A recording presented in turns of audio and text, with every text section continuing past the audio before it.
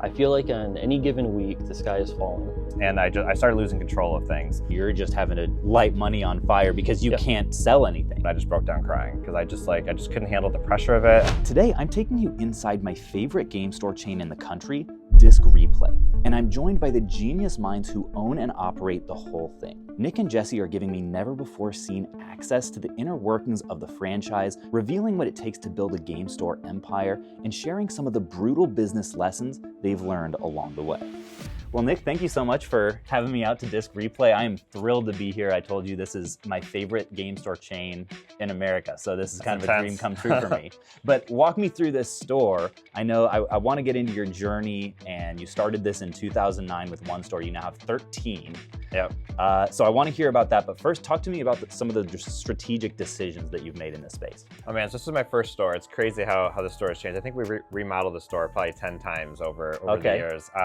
So lately, I mean, one of our biggest decisions, as you can see right now at the front of the store, we filled it with electronics. So we've really been growing our electronic footprint, and we started with just one showcase, and now we got 2 and 3. I think we're up to like 9 in the store right now. So we're really putting this up in front because a lot of customers, when they come into our store, they think we just buy and sell video games, but it's like, no, we do so much more. When did you decide to go into that rather than just video games? Oh, that was a long time ago. I remember back in the day we had strategic conversations about should we buy and sell these things called iPads. And I remember like we said like, hey, we buy tablets, we buy iPads, and it was like 3 months until we got one in. Okay, yeah. So we've got the electronics up front in these huge display cases, really nice labeling on these too. Is that like a newer development? So we've really seen, especially with everything in the store, but especially electronics, the power of merchandising. So customers know as they're trying to find a laptop, are you trying to find a gaming laptop or an office laptop or something like this. So we try to really answer all their questions before they're asked with signage in like the same spot on all the products. So it's very uniform, it's very professional. Okay, so walk me through as we go into like the counter area here. Where else is that evident? You've got great signage,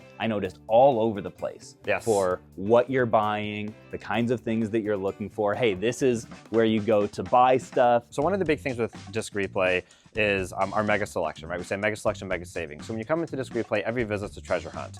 And we really try to showcase that here with our merchandising for our front counter display. So you can see for like the drinks and the snacks, we don't just have like one of each to show, we have dozens or like hundreds of items in here. Same thing with the switches over here. They're very colorful, and again, we don't just have a couple of them, we have a bunch. So what we're trying to convey here is we've got a lot of really cool stuff at Disc Replay. It's not just, hey, we got a couple random things here or there. It's like, welcome to the experience, so then have fun in the treasure hunt and see what you can find. Yeah, the store is very full. Every shelf that I look at, nothing looks sparse. And even down to the Japanese snack food down there, it gives the impression that like this store is bursting with good things to find. Yeah, and like, so part of our core focus is we empower people to thrive and discover joy. So we really try to focus on the discovery aspect for customers. Like when they come in, we want them to discover joy in our stores. So we have random things like this, like just random plushies that are mixed in with the switches. Obviously, there's not necessarily 100% correlation, but just these random little things is like as your browser, like, oh, that's cool. So we try to mix it up a little bit so it's not just like rows and rows of just playing video games with nothing else going on. It's just kind of like random little fun surprises we'll throw in here or there. So at this point, you've been in the video game store game for 16 years. Is that right? So take me back to like the early part of your journey. How did you get into all of this? What kind of developments have been made since then? So when I graduated college, I became a franchise consultant. So I worked with people who basically wanted to get into business ownership, and I represented like 300 different franchise brands, and I would kind of align them with, for each individual, I would align them with one that met their financial goals, lifestyle goals, things like that. So I went to a franchise convention, and I was looking for a new brand to represent, and I met John, who's the founder of Disc Replay. And I'm a huge video game nerd myself, so I initially got to know Disc Replay because I was going to sell it to other people as a franchise consultant, but the more I got to learn about the brand, the more I fell in love with it. And so then 6 months later, this is my first store. I opened it in Flint, Michigan. And never looked back. So how long did it take you to go from one store to eventually owning 13 franchises and then buying the rights to the franchise as a whole? Is that right? Yes, yep.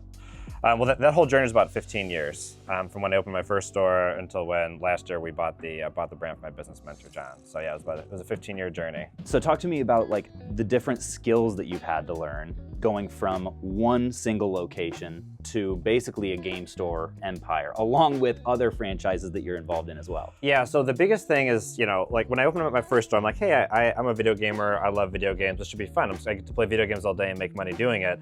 That's definitely not the case, especially as we expand. So at the first store, I realized really quickly that, hey, I've got to have a staff of 10 to 15 people or whatever it is, and giving that great customer experience, I can't be helping every customer. So very quickly, most of my time got absorbed in staffing type thing. So I really had to learn how to work with people and how to build a team behind a shared vision. Yeah, that definitely resonates with me. I feel like I'm just now entering that stage, 6 years or so into my video game flipping business. We, in the last year, hired like 7 people.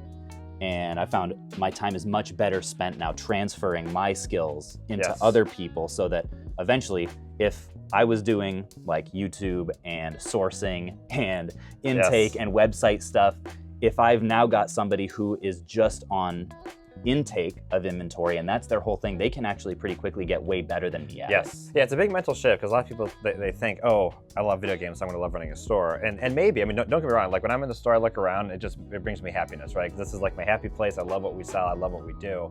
But that's not how I spend my time. Like the amount of time that I'm doing anything with video games while professionally at work is like very small. So we try to really anticipate customer problems and kind of address them. So you can see and this is not, we're not the only ones who do this, but like for any of our new stuff, you can see that we put our price tag on like a little, a sticky note beneath it, so that way when the customers peel it, they're not ripping the wrap from that. Throughout the store, there's tons and tons of examples of that, where it's like we're anticipating customer problems and we're really trying to be laser focused on those small little differences. So we call them wee wows. It was something we picked up from a book about like a Disney philosophy of impressing customers, is how can we create a lot of wee wows in our stores for our customers. Throughout Disc Replay, there's a lot of wee wows that we've kind of have done and planned to really make sure the customer experience is outstanding, rather than it just being a transactional place. Oh, we're gonna buy your stuff and then sell it to other people. Like we're more focused on the experience than the transaction. That fascinates me. So we're in kind of a different part of the store now. Can you point out other like versions of wee wows that you're talking about? Like what are some of the other little tweaks that you've made that just makes the customer experience a little better? So another example of a wee wow is with our printed covers. So we used to just have a generic cover that was mainly white, just like a template, and we would just kind of type or just write on the names. But we realized that gamers, a lot of times, like the cover art matters. So this is an example of a game that we have, and the cover's printed. So we try to get the original cover art to scale, so it's like minimally processed. And when you look at it, I mean, you can definitely tell that we printed it here, but we try to make it, for the most part, when it's sitting on a shelf, that it doesn't like jump out at you that, hey, this is a printed cover. One of the other things that I really like is the way that you've displayed these Game Boy and GBA games here. It's super easy just to flip through. And I imagine theft isn't a huge concern because it's all the lower dollar stuff. Right. And yet it gives a very interactive experience to everybody who's looking at them. Talk to me about some other distinguishing factors of Disc Replay. Like what are you most proud of that sets this franchise apart from other ones? Probably our core focus. So our core focus is that we empower people to thrive and discover joy through world-class buying and selling experiences. So like the lighting, like up at the lights, like these are all LED lights and they're bright and it's vibrant. The music, when we have music playing, like the music, it's the measure of success is, can we catch a customer dancing in one of our aisles throughout the day? And if we do that, then we know we're in the right spot. If not, it's like, okay, we got to change our playlist up a little bit. Yeah. But also just the selection. So if you look like just in this little corner right here, I mean, there's just stuff everywhere. There's not a empty square in. So we got the retro games here, large pop vinyls up here, we got plushies over here, accessories here. It's just like a feast for the eyes. Everywhere you look, there's just really cool stuff to look at. And there's a mixture of, some stuff's behind the glass, but other things people can grab and look at and can interact with. Exactly. So it's like whatever kind of group is walking through here, there's probably something in this aisle for like every demographic of person. It's not like this is just the video gamer section, right? Yeah, you've got games, you've got pops, you've got accessories. A lot of stores kind of try to segment those, but I've noticed in your orientations, they're much more intermingled, and it's sort of like everywhere you look, there's something new to explore. The perception is, and the reality is that, okay, Disc Replay, we test everything. We're really big on quality. We're not just selling cheap things to save money. It's about the quality as well. Like, yes, we do have really great prices, but it's also really great quality with our products, and we take care of our products, and we treat them, with the respect they deserve. So I can see the evidence all over of the years, over a decade of experience that you have in the industry, but take me back to one of the less glamorous times, like one of the lowest points in your business journey. What was it and what did you learn from it? I hit a ceiling where I realized that I just couldn't be in every store at once, and I started losing control of things. And I couldn't control the teams at all the stores. I didn't know the names of all of my employees anymore, which means I didn't really get to know them. Like, I'm really big at getting to know people as people, not just numbers. And it was really hard to do that when you start getting too many of a head count. So I remember, anyways, my darkest moment, it was the day before the grand opening in Troy, and everybody was there. All the team was super excited, but I was just like petrified. It just hit me. And I remember, I don't think I've ever told anybody this, but I went to TJ Maxx, it was next door. Like, I literally called my mom and I just broke down crying because I just couldn't handle the pressure of it. And I'm like, I was in so much debt at that point because we had grown so fast and I'd taken on so much debt. And I'm just like, what am I doing? Like, I can't control everything. I don't even know my managers that well. I don't know my employees that well. And like, we're getting more negative reviews. And it was just kind of like, I saw signs that the empire I was building was crumbling right as I was just about to open up a new store that we financed with like 100% bank debt. And I'm just like, what am I doing? Like, I should just, I don't know. So that was probably my darkest moment. I remember I just lost control, and I just sat there and cried and talked to her for like a couple hours talking off the ledge. So that was the darkest time for sure. So how did you come out of that dark period then? Well, I mean, there wasn't any like quick thing that just lifted my spirits. I mean, we went into the grand opening. The grand opening was decent, but at some point I woke up and I'm like, well, this is where I am. Like, I can't go back and change things, and I do have a bunch of debt that I have to pay off, and I do have a bunch of stores that I don't have a great control over. But I'm like, you know what? There are people like in the world who have done this before, and who have bigger empires than this. Like, there is a solution, right? It's not like I am doing something that no one else has ever done. So at that point, I'm like, you know what? I'm gonna read, I'm gonna learn, I'm gonna talk to my business mentor, I'm gonna find the people who have done this. A big lesson that I've learned is who, not how. So rather than trying, a lot of times when people get stuck somewhere, they try to figure out, how do I overcome this barrier? But for most barriers in life, somebody has done it before. So rather than trying to figure it out myself, I'm like, okay, I'm gonna find out who has done this and then learn from them. Gosh, that's so good. I feel like that's something I'm actually actively in the process of as we speak. So I appreciate you taking the time.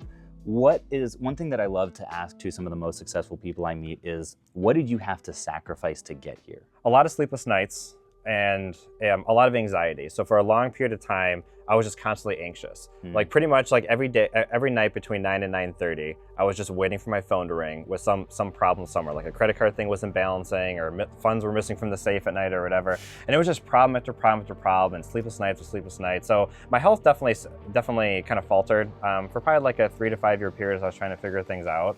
I've come out on the other side of that, and now I understand that adversity is part of the journey, and now I'm expecting it. So like, I know that I'm probably gonna get punched in the face at some point in the next 3 to 6 months, and I'm kind of expecting it. So, but I'd probably say for like 3 to 5 years there, I was pretty anxious most of the time, and I was constantly worried about something. Yeah, one thing I repeat to myself sometimes when I'm kind of pulling my hair out is like, Caleb, this is what hard feels like. You knew when you got into this that it was going to be hard. You just didn't know at that time what that feels like. Right. Guess what? This is it. Exactly. And that kind of helps me to keep going. Plus, I mean, if it was easy, everyone would be doing it, and then there'd be so much competition that like it wouldn't even work. So I mean, like, most things worthwhile in life, like if you're looking to achieve like a physical feat, right? Like to run a marathon or something like that. I mean, most things worthwhile are tough. They are hard. Every hard thing, every subsequent hard thing that you overcome is something that everyone who wants to compete with you is also going to have to overcome, right? Like when you finally crack pricing structure on Blu-rays, or you finally crack what the best snacks to have in store are, or like what is the best store layout, or how do we label these dang monitors that people ask questions about. Those are all little bits that if someone else wants to come and compete with Disc Replay, they're gonna have to figure out too if they want to be as excellent as you. Yep. Now folks, if you're watching this and thinking to yourself, man, I've got a bunch of video games that I would love to sell, but I don't know if I want to start a full video game store to do it, boy do I have a great solution for you. MyQuickFlips.com. QuickFlips is my website that makes it super easy to get fair, fast cash for your video games. Whether you're selling off your entire collection or you're a reseller that just hates a lot of the more boring parts of reselling, like listing stuff and photographing items and shipping stuff and dealing with returns and bad customers, why not just sell all of your video games to us for super competitive prices on MyQuickFlips.com? Take this Lord of the Rings game, for example. If you wanted to sell this game, you could photograph it, title it, list it on eBay, and wait for it to sell. Then when it does sell, hope that the buyer doesn't scam you out of your, maybe $20 on a good day. Or if you wanted to avoid the eBay headache, you could also take it to GameStop and let them lowball you for like $2. Or you could take the third option of selling it on QuickFlips, where it looks like right now you can get $14 for this game. Our prices are actually so good, you can sometimes come into retail stores and buy stuff at sticker price and just flip it directly to us on Quick Flips. Now, I'll be real, folks. I'm incredibly biased. Quick Flips is my baby that I built from the ground up, but if you enjoy this channel and have video games to sell, I would love nothing more than to do business with you. I'll even throw a little QR code here that will get you a $10 bonus if you've never used Quick Flips before. You can hop on with the link in the description or just go into myquickflips.com. Let's get back into the good stuff, shall we? So Nick, if someone out there is seeing all of this and they're thinking, man, I'd really love to get involved with my own Disc Replay franchise, is that something that you guys are accepting applications for right now? Or like, what's the process? We definitely are, and the best way to apply would be just going to discreplay.com. There's a contact us form that can fill out their information there, or just send an email to franchising@discreplay.com. Because right now you guys are mostly in like Michigan, Indiana, where else? Michigan, Indiana, Illinois. We just opened up our first store in Georgia. I think we've got a store or two in Kentucky, and we have a store in Ohio right now. But Cool. yeah, mainly in the Midwest. If someone is watching this and they're like, man, I've always had the dream of opening up my own game store, they might not know where to start. They're like, I don't really know what's all involved. Walk me through the pros and cons of opening up your own independent video game store versus signing on with a franchise like Disc Replay here. So from an independent store, probably the pro of doing it independent is you get to build your own brand. You get to choose your name, and there's a lot of creativity and a lot of fun, and some people take a lot of pride in it being their thing. As an independent, you're in full control. You can do whatever you want and run your own playbook. You don't have to really kind of worry about following anybody else's systems. That's probably the biggest benefit, I think, of being independent is it's all your thing, and some people take a lot of pride in that, and nothing can really replace that. Yeah. A pro of going with the franchise is you basically get the playbook. So I mean, I've been doing this for 15 years. I mean, Disc Replay's been around for 25 plus years. There's been a lot of mistakes that have cost us a lot of time and money, and a franchisee, but basically they just get the answers to all those problems day one, which if someone's doing independent would take, years and years and years of learning all that. So there's that. Also, we're a community. So there's a lot of franchisees, a lot of stores. So any kind of questions or problems that we have, there's a community that we can just reach out to. And other people have probably dealt with those issues. I mentioned who, not how earlier. We have a lot of who's in the system. We have a lot of store managers and district managers and heads of marketing. I mean, any position out there, we have dozens and dozens of those people. And because we're all part of the same community, we're willing to help. Probably another really big pro of the franchise is our proprietary point of sale system. So we've looked at a lot of off-the-shelf offerings, and none of them really do the job. We were talking about this the other night, that there's always something lacking from that. So for anyone who doesn't know, point of sale is basically the software that allows you to price things and check people out and keep track of your inventory. So we have our own in-house thing that we built from the ground up, and we have a software development team that is constantly working on it and coming up with new quality of life improvements we're releasing all the time that we get from that feedback of people. So as we grow, we get more and more smart people, part of our community, that give us more ideas that we can implement to the software and roll out. So that's another probably benefit of joining the franchise. A con of joining the franchise, of course, is the royalty fee, right? There's a percentage of royalties that each store then pays to the franchise to be part of that system. We're thinking that the benefit of just our strategic direction and our marketing directives and and the point of sale system and everything we provide makes up for that, but that is a cost that a franchisee would have that an independent wouldn't have. So you guys are essentially solving the million little questions that go along with starting a business of like, what kind of stuff should I stock and where do I get my plushes and how high should my shelves be and how should I lay my store out and how big should it be and who do I hire? All of that stuff people will have pretty direct resources for. Well, my biased opinion, I would love there to be more Disc Replays out there because I love doing a ton of shopping at this franchise. Your pricing, your inventory selection, I'm always impressed by. So folks, if you want to open up a Disc Replay near me, please be my guest. After all the knowledge that Nick dropped, I was even more curious about the inner workings of a Disc Replay, and for that, I knew that I had to ask their head of operations, Jesse. So Jesse, you are in a lot of ways the tactical brains behind this whole operation. Can you walk me through a few aspects of like the invisible design of an excellent store like this? How does a place like this operate at scale? I think like an example of that is how we put out merchandise on shelves over here. Compared to what I see in a lot of other stores, I mean, we have a ton of inventory. These shelves are very tall. They hold the max capacity on one of these is like 1,000 cases. And if we just filled them all up to the max extent, everyone would just be seeing spines. Yeah, what you'll normally see on a game store shelf is like a ton of these, but usually they're this way. Right, so they're kind of easy to slide on and off, but you've got a ton of them. It looks like you've made a very concentrated effort to have a lot of the artwork's front-facing. Yeah, in a perfect world, we would love to get it to where everything is front-facing and kind of feel like a Blockbuster back in the day. With all the inventory that we have, there's just not a way to do it. So our middle ground is to like, you know, we alternate them. We call it grid locking, where we get as much front-facing cover art as we can.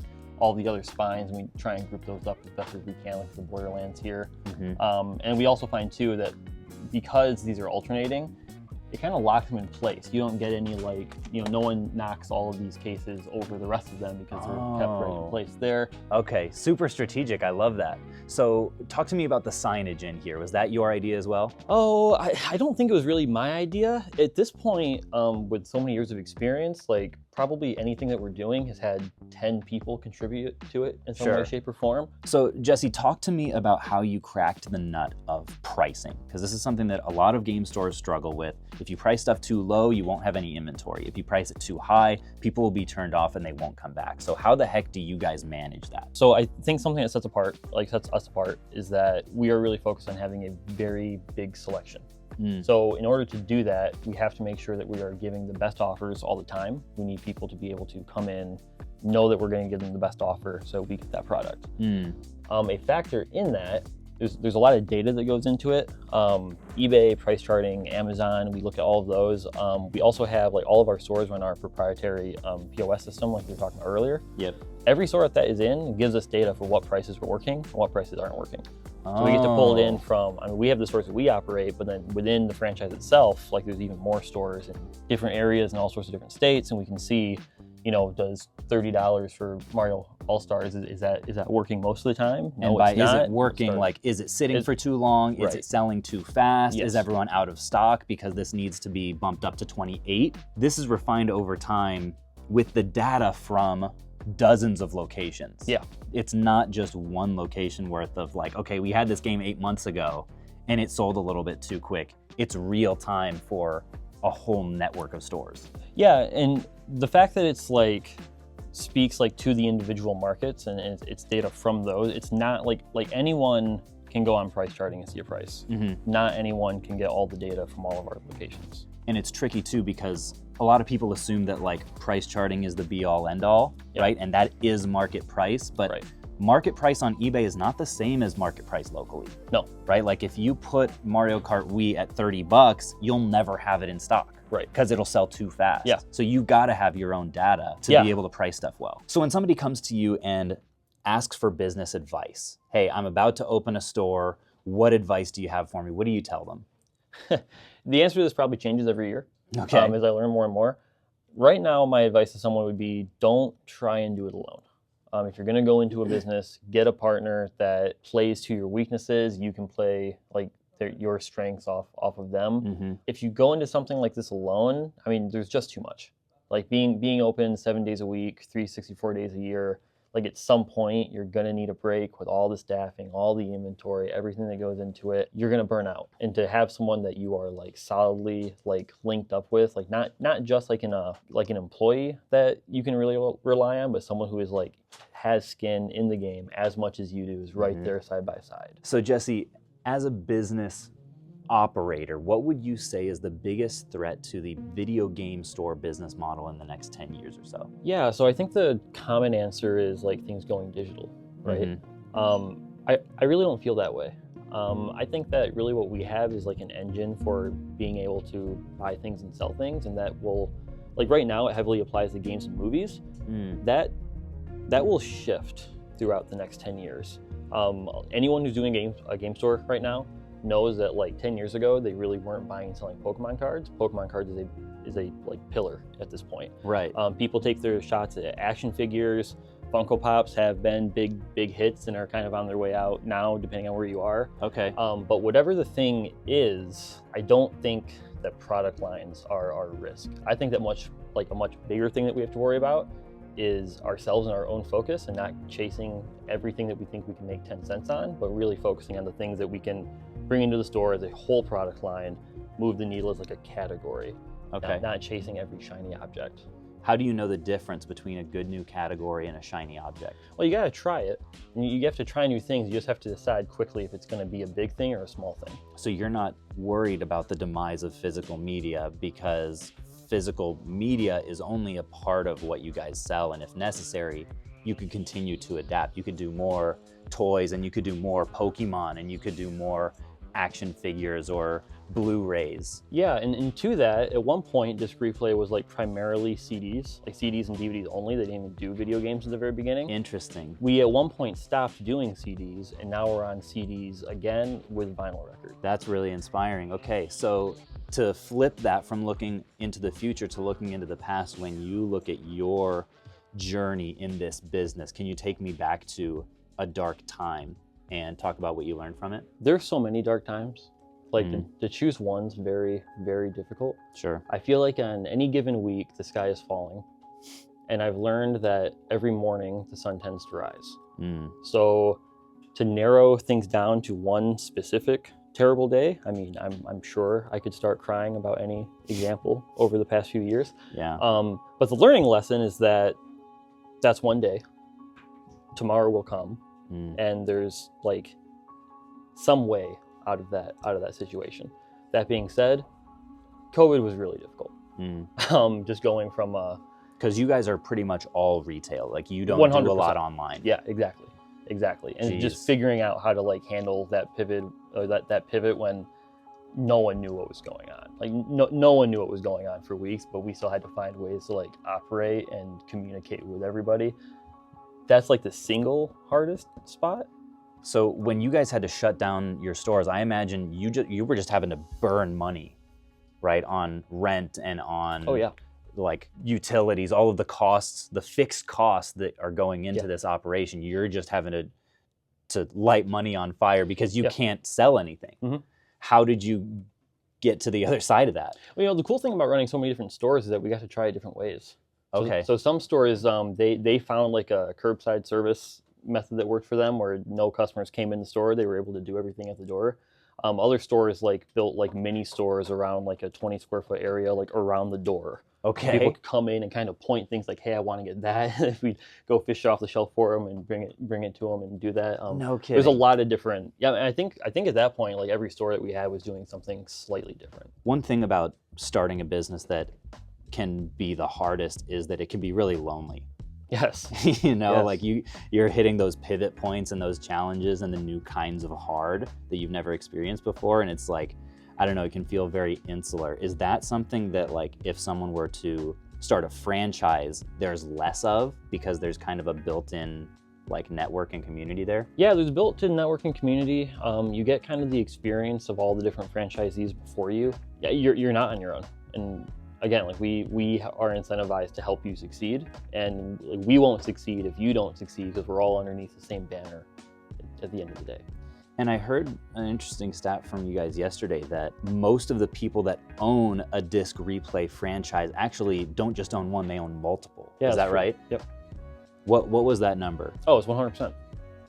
I don't think we have any franchisees that only own one location. Dang. So that definitely speaks to like people aren't opening one and just scraping by. Yeah. They're like, I want to do this again. Yeah, they're at least enjoying the business enough to keep going. I think that's half the battle some days. Oh, yeah, it is. This industry is brutal. The fact that it's video games helps. What's your end game in all of this? Where do you see this going? I want to see Disc Replay in every state. And the way that people think of a game store and where they go to buy games, whether it be new, used, old, new, I want that to be Disc Replay no matter where someone is. And folks, speaking of business pivots, if you're curious what it looks like to see a game store pivot from selling games to entirely Pokemon cards, I'm gonna link a business interview video that I did right down here. I think you're gonna love it.